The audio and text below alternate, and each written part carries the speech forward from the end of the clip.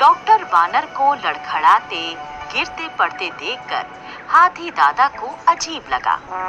उसने पूछ ही लिया, क्यों डॉक्टर साहब, आपकी तो अपनी तबीयत ही खराब हो गई, तो दूसरों का इलाज कैसे करोगे? अरे हाथी दादा, मेरी हंसी मत उड़ाओ। तुम्हें पता नहीं है मैं क्या भुगत कर आ रहा हूँ। अगर मेरी जगह तुम होते ना, तो तुम तो बेहोश होकर वहीं गिर पड़ते। अच्छा, भला ऐसे कौन से तीर चला कर आ रहे हो सॉरी, आपसे तो पूछना चाहिए, ऐसे कौन से इंजेक्शन चला कर आ रहे हो? अरे हाथी भाई, महाराज शेर सिंह ने बुलवाया था। उन्हें त्वचा पर कुछ समस्या हो गई थी, और वो तो होनी ही थी। पता नहीं कितने साल हो गए होंगे महाराज को नहाए हुए। इतनी बदबू आ रही थी, मैंने नहाने की सलाह दी तो मुझे ही डांट कर भगा दिया। ओ, तो अपनी जान बचा कर भागे हो? अरे जान बची कहाँ, उस बदबू से तो नाक ही रुक गई। देख नहीं रहे हो, बार बार बेहोश हुए जा रहा हूँ। खुद कोई एक इंजेक्शन लगा लेता हूँ, नहीं तो क्लिनिक तक नहीं पहुँच पाऊंगा। डॉक्टर ने अपना बैग खोला, एक इंजेक्शन निकाला और खुद को ही लगा लिया। हाँ, अब ठीक है, अब कुछ तबीयत संभली मेरी। इंजेक्शन लगाने के बाद डॉक्टर वानर की तबीयत कुछ ठीक हुई और वो संभल संभल कर अपने क्लिनिक की ओर बढ़ने लगे। वानर तो चला गया, पर हाथी दादा सोचने लगे, बात तो सही है, हमारे राजा ने तो ना नहाने का रिकॉर्ड ही बना दिया है। उनके शरीर से निकलने वाली बदबू दूर दूर तक फैलने लगी है। महाराज को किसी न किसी तरह नहलाना ही होगा। अगर मैं और मेरी बिरादरी वाले ये काम कर दें, तो जंगल में हमारा बड़ा नाम हो जाएगा। ये सोचकर हाथी दादा ने अपनी बिरादरी के 3 हाथियों को अपने साथ लिया और राजा शेर सिंह के पास पहुंच गए। शेर ने जब बिन बुलाए 4 मेहमानों को देखा तो उसकी त्योरियां चढ़ गईं। किस लिए आए हो? महाराज के सारे बाल धुलकर साफ हों। क्या बकते हो? माफ कीजिए महाराज, मैं कह रहा था कि महाराज का इकबाल बुलंद हो। वो तो तुम नहीं कहोगे, तब भी होगा। अभी क्या कहने आए हो, वो कहो। महाराज, हमने नहान सर्विस शुरू की है। नहान सर्विस? ये क्या है? जी महाराज, अगर किसी का मन नदी पर जाकर नहाने का नहीं है, तो उसे हम घर पर जाकर नहलाएंगे। बाकी हाथियों ने कहा, जी महाराज, हम अपनी अपनी सूंडों में पानी भर कर लाएंगे और फिर पानी की फुहारें निकालकर उसे नहला देंगे। हम नदी में से वहां से पानी लेंगे जहां पानी सबसे साफ है। हमारी नहान सर्विस में नहाते हुए ऐसा लगेगा जैसे 5 स्टार होटल के फव्वारे चल रहे हों। जी महाराज, हमारी नहान सर्विस का पहला शावर हम आपकी सेवा में पेश करना चाहते हैं। वो भी बिल्कुल फ्री, क्योंकि आप हमारे महाराज हैं। मुझे नहलाने की बात कर रहे हो? मैं तुम्हें नहीं छोड़ूंगा। अगर तुमने मेरे ऊपर पानी डालने की कोशिश की, तो जो सबसे पहले अपनी सूंड से मेरे ऊपर पानी डालेगा, मैं उसकी सूंड काट डालूंगा। भागो भागो! हाथी दादा की तरकीब भी काम नहीं आई। उनका नहान सर्विस वाला आइडिया फुस हो गया। चारों अपनी जान बचाकर बेतहाशा भागे। सुघड़ उल्लू जंगल की खबरें अपने अखबार में छापा करता था। उसके रिपोर्टर ने उसकी मेज पर राजा के ना नहाने की रिपोर्ट रखी थी। सुघड़ उल्लू ने रिपोर्ट उठाई और पढ़ने लगा। जंगल के राजा शेर सिंह को नहाए 3 महीने हो गए हैं। उन्हें त्वचा रोग भी हो गया है। उनके शरीर से भयंकर बदबू आने लगी है। अभी बारिश का मौसम दूर है, पर बारिश हुई और महाराज अपनी मान में चले गए तो कैसे साफ होंगे। जंगल की भलाई के लिए अब राजा शेर सिंह को नहा लेना चाहिए। सुघड़ उल्लू ने रिपोर्ट एक तरफ रखी और सोचने लगा। छापूं कि ना छापूं, छापूं कि ना छापूं। छाप देता हूँ, आखिर ये तो सारे जंगल की भलाई के लिए है। और सुघड़ उल्लू ने अपना अखबार हाथी दादा के हाथ में पड़ा तो वो खुश हो गए। ये सुघड़ उल्लू ने अच्छा किया कि राजा के ना नहाने की खबर छाप दी। अब जब महाराज को पता चलेगा कि उनके ना नहाने की खबर तो अखबार में भी छप गई, तो वो जरूर नहाने के बारे में सोचेंगे ही। अपनी मांद के बाहर शेर गुस्से से गुर्राता हुआ बोला। उल्लू की ये मजाल, अपने राजा के बारे में ऐसी खबर छाप दी। अरे हम नहाएं या ना नहाएं, ये हमारा निजी मामला है। उसकी इतनी हिम्मत कैसे हुई? शेर गुस्से में भरकर सुघड़ उल्लू के अखबार के दफ्तर पहुंचा और सारा दफ्तर तोड़ फोड़ कर बर्बाद कर दिया। मुझे नहलाने की बात करते हैं, मुझे कोई नहीं नहला सकता।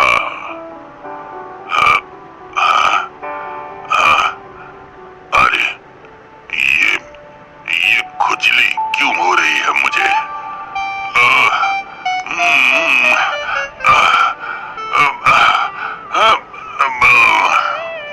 खुजलाते खुजलाते शेर सिंह परेशान हो गया, पर नहाने की फिर भी ना सोचता। डॉक्टर की सलाह ना मानने की सजा भुगत रहा था। डॉक्टर की सलाह तो माननी ही चाहिए, पर भला शेर सिंह को कौन समझाता। मिट्ठू तोते ने सोचा वो भी राजा को नहलाने के लिए कोई तरकीब लड़ा कर देखे। उसने हाथी दादा से सलाह की। हाथी दादा, मैंने बड़े बूढ़ों को कहते सुना है कि शादी के बाद बड़े बड़े सुधर जाते हैं। अगर हमारे राजा की शादी हो गई तो वो भी शेरनी के कहने पर नहाना शुरू कर देंगे।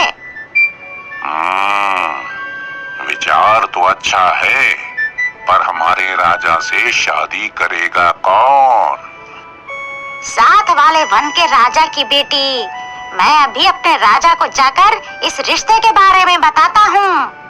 कहकर मिट्ठू सीधा राजा शेर सिंह की मांद की ओर उड़ चला। उसने देखा राजा शेर सिंह मांद के बाहर बैठा जोर जोर से खुजलाए जा रहा था। मिट्ठू पास पहुंचकर बोला, महाराज की जय हो। छोटा मुंह बड़ी बात। महाराज, पर अब आपको शादी कर लेनी चाहिए। हमारे जंगल को युवराज शेर चाहिए, आपका उत्तराधिकारी। मिट्ठू की बात सुनकर शेर की आंखों में खुशी चमकने लगी। ये देखकर मिट्ठू समझ गया कि उसकी चाल कामयाब हो गई है। महाराज, पास के जंगल के महाराज अपनी बेटी की शादी करना चाहते हैं। मैं उड़कर जाता हूँ और उन्हें संदेशा पहुँचा देता हूँ। आप कल ही रिश्ते की बात करने के लिए निकल जाइए। अगली सुबह शेर बाजे गाजे के साथ शादी की बात करने चल पड़ा। आगे आगे जंगल के कई पशु तरह तरह के वाद्य बजाते हुए जा रहे थे, पर शेर से दूरी बनाए हुए थे।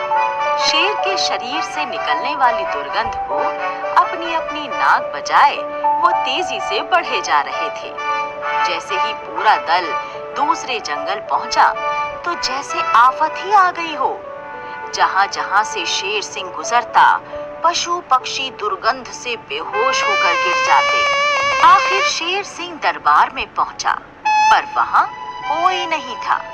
उसके शरीर से निकलने वाली दुर्गंध से घबराकर उस जंगल का राजा और उसकी बेटी दूर भाग गए थे। शेर सिंह मुंह लटकाए अपना शरीर खुजाते खुजाते वापस आ गया। जंगल के जानवरों को ये पता चला तो उन्होंने एक मीटिंग की। बुलबुल ने कहा, मैंने सोचा है कि मैं नहाने के ऊपर एक गीत बनाऊंगी। मेरी मीठी आवाज पे गीत सुनकर राजा जी नहाने के लिए प्रेरित हो जाएंगे। नहाने से होता है शरीर हमारा साफ, अकेले नहाए या किसी के संग साथ। जैसे ही तुम्हारे मुंह से नहाना शब्द निकला, महाराज तुम्हें चीर डालेंगे। अरे बाप रे, फिर तो मैं नहाने की बात ही नहीं कहूंगी। हमारा आइडिया पहले ही फेल हो चुका है। लगता है पिंटू खरगोश तुम्हारे दिमाग में कुछ चल रहा है। मेरे परदादा जी ने एक बार तब के शेर जी से कुएं में छलांग लगवा दी थी। अगर मैं अपने राजा जी से नदी में छलांग लगवा दूं तो कैसा रहे? ये अच्छा रहेगा। हम चारों हाथी किनारे पर पहले से तैयार रहेंगे। उन्हें डूबने नहीं देंगे, फौरन निकाल लेंगे। बस योजना के अनुसार पिंटू राजा शेर सिंह के पास पहुंच गया। महाराज, आपका वो दुश्मन शेर हमारे राज्य की नदी तक आ पहुंचा है और नदी में छिपकर बैठा है। कह रहा है रात होते ही हमला करेगा और हमारे राज्य पर कब्जा कर लेगा। उसकी ये मजाल। तुम मुझे बताओ वो कहाँ छिपा है, उसे तो मैं देखता हूँ। आइए महाराज, आइए। पिंटू शेर सिंह को लेकर नदी के किनारे पहुंचा और बोला, महाराज यहीं अंदर छुपा बैठा है, आप खुद देख लीजिए। जैसे ही शेर ने नदी में झांका, उसे अपनी परछाई दिखाई दी। वो गुस्से में गुर्राया, तो तू है, अभी बताता हूँ तुझे। ये कहकर शेर ने नदी में छलांग लगा दी और छपाक छपाक की आवाज के साथ उसका शरीर साफ होने लगा। हाथी दादा अपने साथियों के साथ पहले से तैयार थे। उन्होंने अपनी सूंडों से पकड़कर शेर सिंह को नदी से निकालकर किनारे पर खड़ा कर दिया।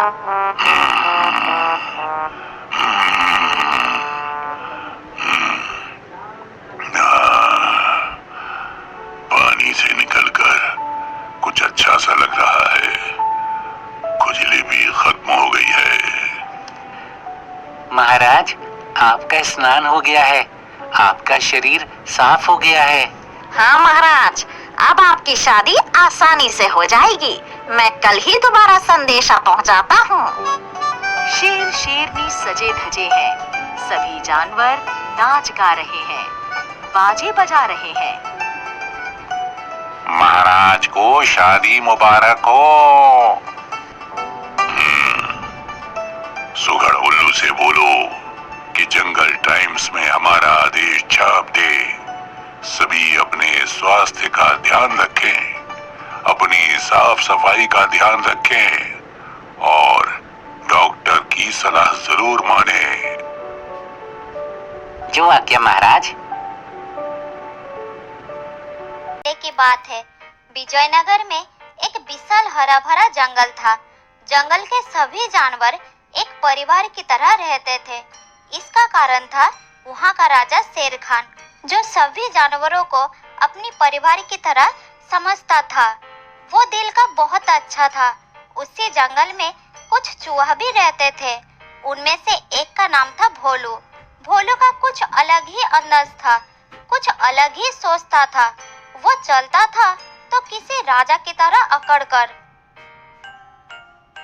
दूसरों से बात करता था तो गर्दन ऊंची करके, ताकि वो ये साबित कर सके कि उसका सम्मान सामने वाले से ज्यादा है, और चाहता था कि सब उसे होशियार समझे। एक दिन भोलू घूमते घूमते एक खरगोश के पास आया।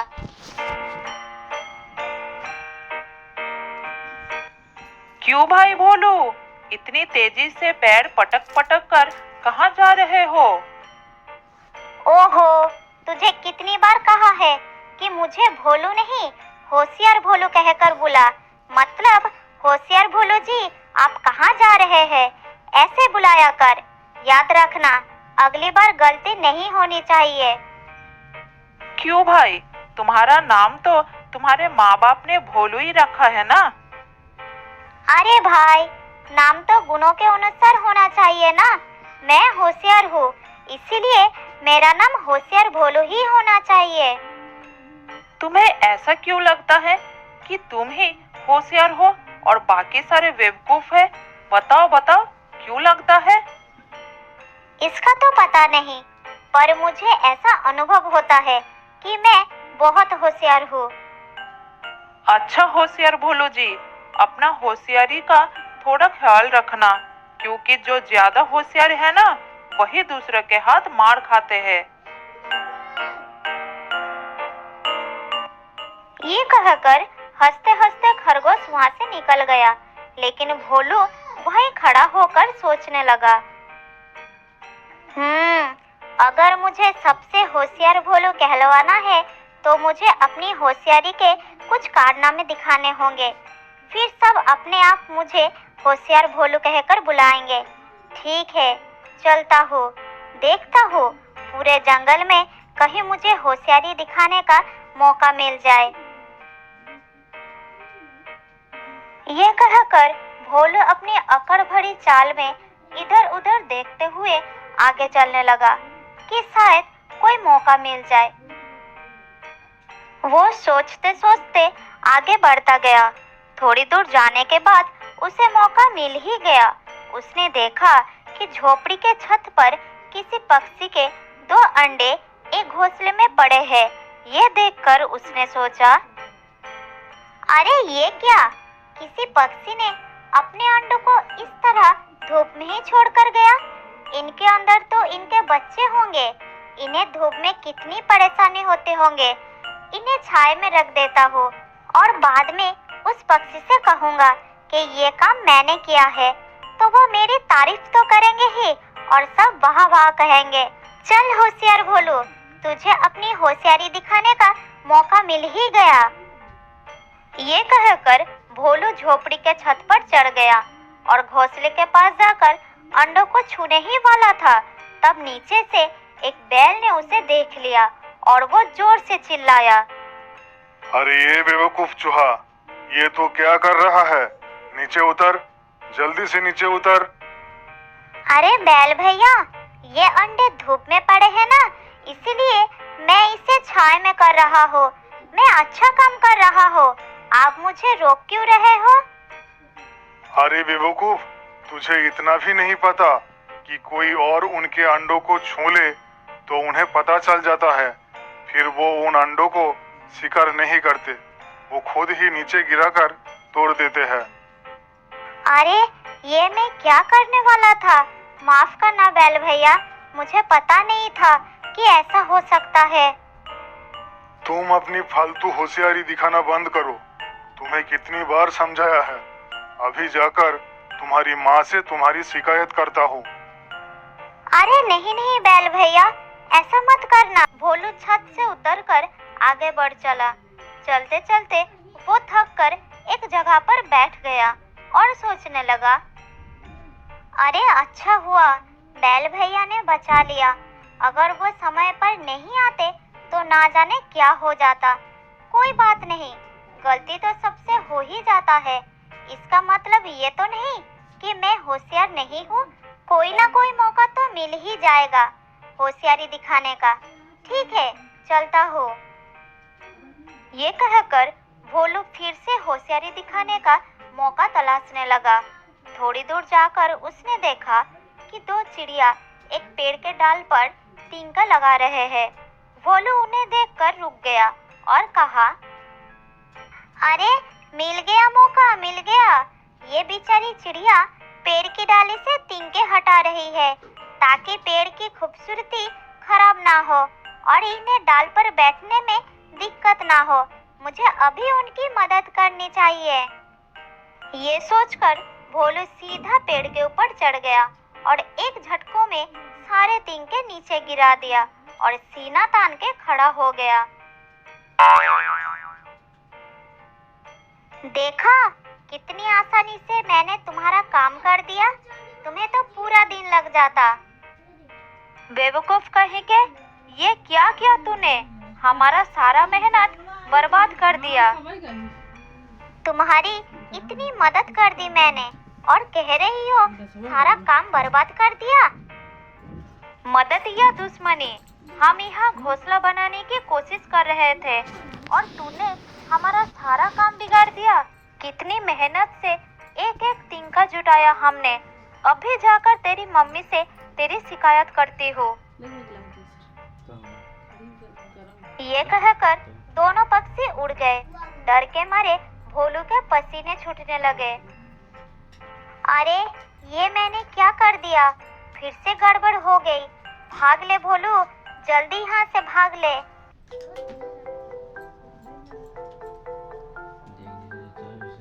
ये कहकर भोलू पेड़ से उतरकर भागने लगा, लेकिन थोड़ी दूर जाते ही वो अपनी पुरानी चाल में चलने लगा।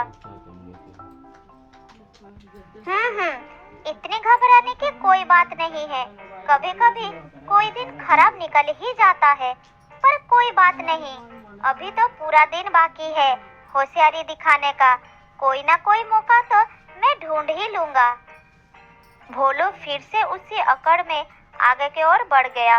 वो अपनी होशियारी दिखाने के लिए तड़प रहा था। तभी आसमान में काले बादल छा गए और रिमझिम रिमझिम बारिश शुरू हो गई। बारिश में भीगना भोलू को अच्छा लगता था। वो बारिश में भीगते भीगते नाचने गाने लगा। तभी उसकी नजर खरगोश के बिल पर गया। फिर वो सोचने लगा, अरे वाह, मिल गया मौका होशियारी दिखाने का। बारिश का पानी खरगोश के बिल में जा रहा है। मैं बिल को बंद कर देता हूँ। अगर बिल में पानी भर गया तो बेचारे खरगोशों को दिक्कत होगी।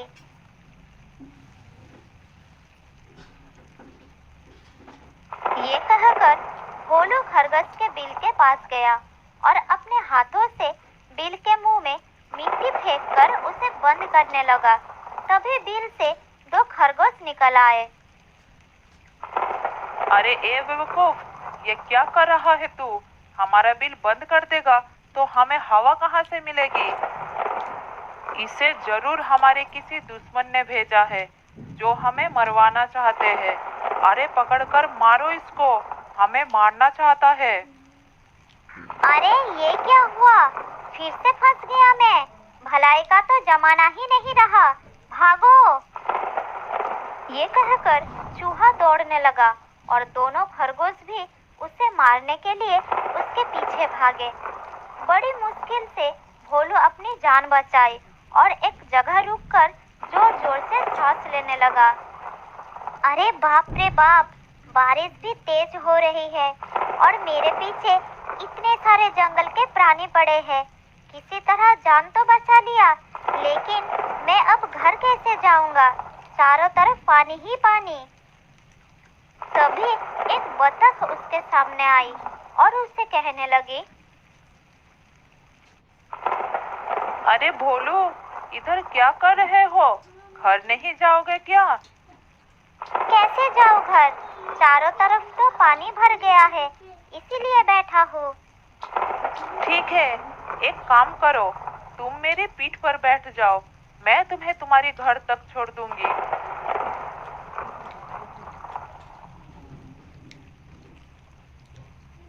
फिर भोलू ने बतख की पीठ पर बैठ गया। बतख तैरती हुई भोलू के घर की तरफ चलने लगी। भोलू के घर के पास पहुंचकर बतख बोली, लो भोलू, तुम्हारा घर आ गया। संभल कर जाना। जंगल के बहुत सारे जानवरों ने तुम्हारी शिकायत की है। तुम्हारे मम्मी गुस्से में है। क्या? मेरी मम्मी गुस्से में है? तुमने पहले क्यों नहीं बताए? मैं घर आता ही नहीं। मैं कोई बेवकूफ थोड़ी ही हूँ तुम्हारी तरह। अंदर जाओ और देखो आज तुम्हारी नसीब में क्या है। मैं चलती हूँ।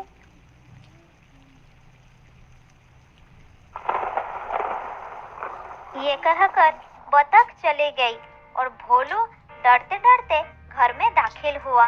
उसकी माँ बहुत गुस्से में थी, उसे डांटने लगी।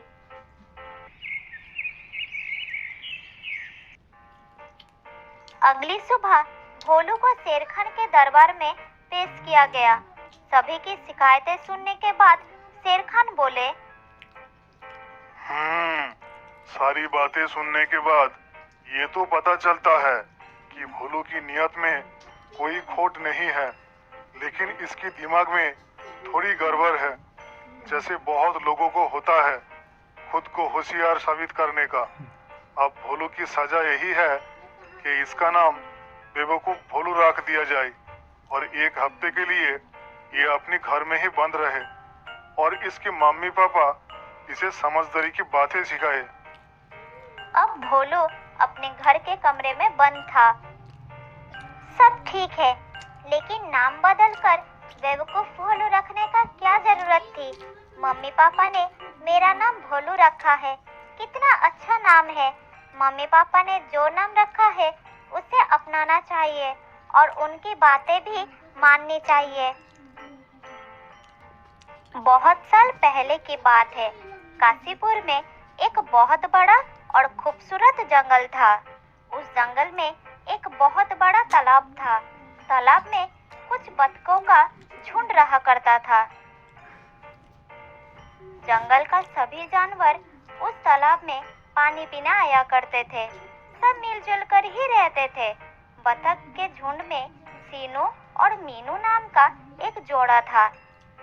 एक दिन मीनू ने तालाब के किनारे बने अपने घोंसले में 2 अंडे दिए। सीनू और मीनू अपने दोनों अंडों को देखकर बहुत खुश थे। वो उनका खास ध्यान रखने लगे। अपने आने वाले बच्चों का भविष्य को लेकर बहुत कुछ सोचने लगे। उस तालाब से थोड़ी दूर पर एक पेड़ के नीचे एक बिल में एक सांप रहा करता था और वहीं से जानवरों पर नजर भी रखता था। जब सांप की नजर बतखों के उस अंडों पर पड़ी तो वो खुश हो गया। अरे वाह, कितने बड़े बड़े और ताजे अंडे हैं।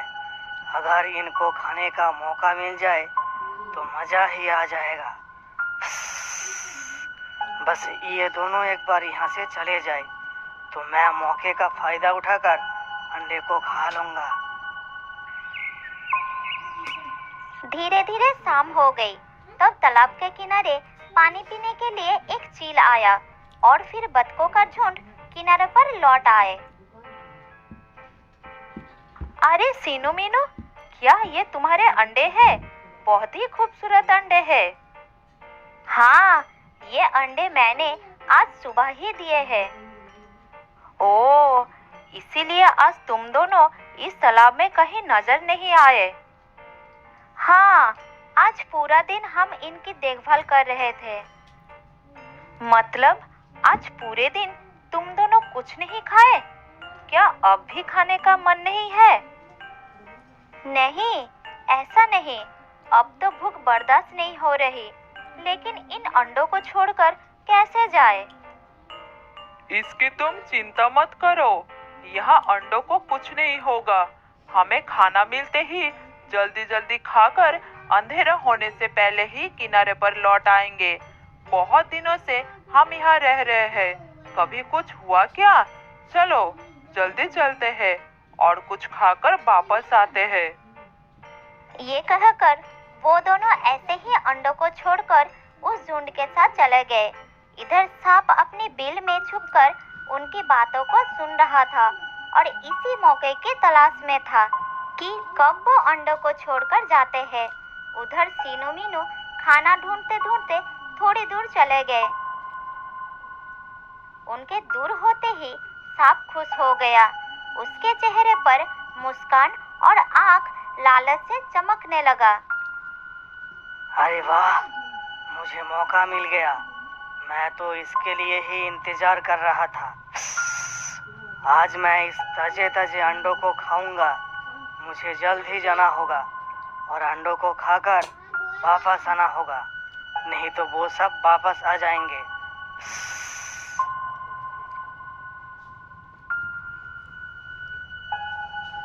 ये कहकर सांप उन अंडों के पास पहुंचा। अरे वाह, कितना ताजा और स्वादिष्ट अंडा है। आज तो लॉटरी लग गई यार। ये कहकर दुष्ट सांप ने एक एक करके दोनों अंडों को निगल गया।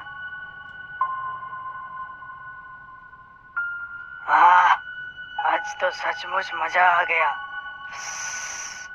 अब मैं आराम से अपनी बिल में जाकर सो जाता हूँ, वरना किसी ने देख लिया तो कल का इंतजाम नहीं हो पाएगा। ये कहकर वो अपनी बिल की तरफ चला गया। इधर कुछ देर बाद ही सीनू और मीनू खाना खाकर वापस आए। जब दोनों अपने घोंसले के पास आए तब घोंसले को खाली देखकर चौंक गए। अरे, हमारे अंडे कहाँ गए? कुछ देर पहले ही तो हम यहाँ रख कर गए थे। उन्हें तो हमारे झुंड के अलावा किसी ने देखा भी नहीं था और हम सब तो एक साथ ही थे। फिर उन्हें यहाँ से कौन ले गया?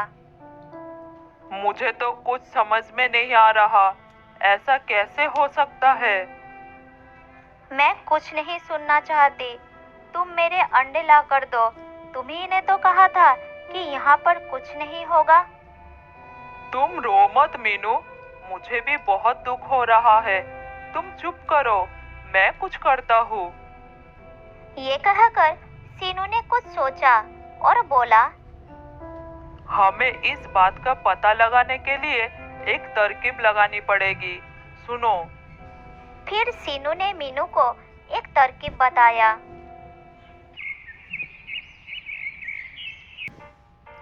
अगली सुबह मीनू ने फिर से 2 अंडों को जन्म दिया और दोनों उनके पास पूरे दिन बैठे रहे। फिर धीरे धीरे सूरज ढलने लगा। तब सीनू ने मीनू को बोला, मीनू, हम पूरे दिन यहाँ पर बैठे हैं। मुझे बहुत भूख लगी है और रहा नहीं जा रहा है। चलो कुछ खाना खा कर आते हैं, जल्दी वापस आएंगे। लेकिन इन अंडों को अकेले कैसे छोड़कर हम जाए? कहीं कल की तरह इन्हें कोई ले गया तो? नहीं नहीं, मैं नहीं जाऊंगी। ठीक है, तुम रुको, मैं आता हूँ। ये कहकर सीनू अपने मुंह में थोड़ी सी घास दबाकर लाया और उस घास से अपने अंडों को पूरी तरह से ढक दिया। ये देखो, अब इन अंडों को कोई नहीं देख सकता। अब हम इन अंडों को छोड़कर निश्चिंत होकर जा सकते हैं। ये देखकर मीनू भी खुश हो गई और दोनों निश्चिंत होकर वहां से तालाब में चले गए।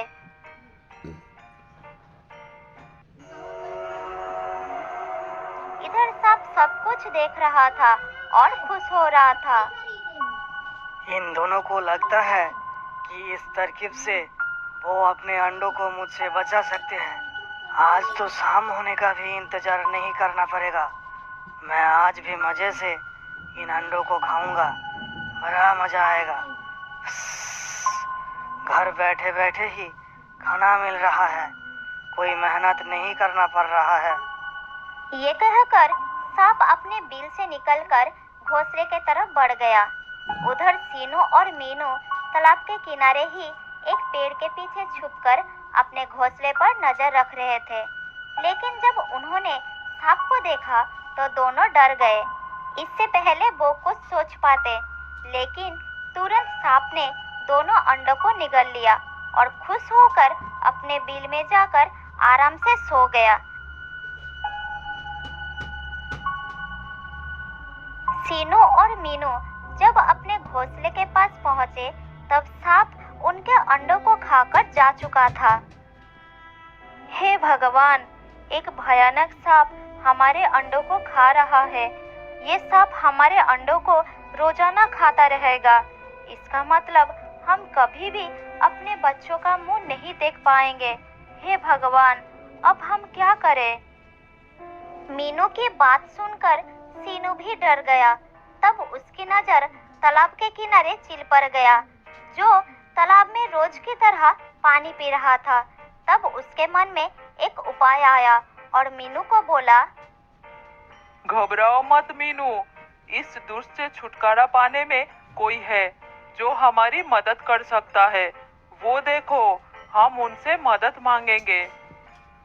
लेकिन वो हमारी मदद ना करे तो फिर हम क्या करेंगे? फिर भी हम कोशिश तो करें, उसके बाद जो होगा देखा जाएगा। ये कहकर सीनू चील को पुकारने लगा। प्यारे चील, क्या तुम हमारी आवाज सुन सकती हो? हाँ हाँ, क्यों नहीं, बोलो क्या हुआ, क्या कोई परेशानी है? हाँ हाँ चील बहन, हम दोनों बहुत परेशानी में हैं। क्या तुम हमारी थोड़ी मदद कर सकती हो? ठीक है, बताओ तो सही, क्या तुम्हारी परेशानी है? फिर सीनू ने अपने अंडे और सांप के बारे में सब कुछ बता दिया। फिर चील ने उड़कर दोनों के सामने आई और गुस्से में बोली, वैसे भी सांप तो मेरा मनपसंद खाना है, मैं उसको उसकी सही जगह पर पहुंचा दूंगी, तुम बिल्कुल चिंता मत करो। ये कहकर सीनू मीनू ने चील के साथ मिलकर अगले दिन फिर से मीनू ने 2 अंडे दिए और सांप भी उस समय उन दोनों की बात सुन रहा था। मुझे लगता है कोई जानवर हमारी घोंसले पर रखे हुए घास को खाता है और गलती से अंडे भी खा जाता है, तो आज इनको ऐसे ही छोड़कर चलते हैं। उसकी बात सुनकर सांप हंसने लगा और बोला, चाहे ढक कर जाओ या फिर खुला रख कर जाओ, जाएंगे तो ये मेरे पेट में ही। फिर दोनों उन अंडों को ऐसे ही छोड़कर चले गए और उसी पेड़ के पीछे छिप गए जहां पिछले दिन छिपे थे। उनकी योजना के मुताबिक पास के ही एक पेड़ की डाली पर चील छिपे हुए बैठी थी। आज तो सुबह सुबह ही मेरा नसीब खुल गया, मैं आ रहा हूँ मेरे स्वादिष्ट अंडों। ये कहकर सांप अंडों की तरफ चला गया। जब वो अंडों के बिल्कुल करीब पहुंचा, तब चील पेड़ से सीधे उसके तरफ बढ़ गई। सांप ने जैसे ही अंडों को खाने के लिए अपना मुंह खोला, तब चील ने उसको झपट लिया।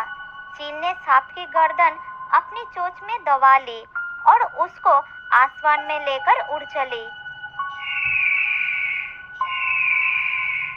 अरे छोड़ो मुझे, छोड़ो, ये चील कहाँ से आ गई? बचाओ, बचाओ, छोड़ दो मुझे, मैंने तुम्हारा क्या बिगाड़ा है? सांप की बात सुनकर भी चील ने उसकी बात की कोई जवाब नहीं दी। काफी देर उड़ने के बाद वो एक पहाड़ पर जाकर रुकी। वहाँ और 2 चील उसका इंतजार कर रहे थे। फिर तीनों ने मिलकर दुष्ट सांप को अपनी जगह पर पहुँचा दी। उधर सीनू और मीनू अपने अंडों को सुरक्षित देखकर बहुत खुश हुए और मन ही मन चील को धन्यवाद देने लगे। कुछ दिन बाद उन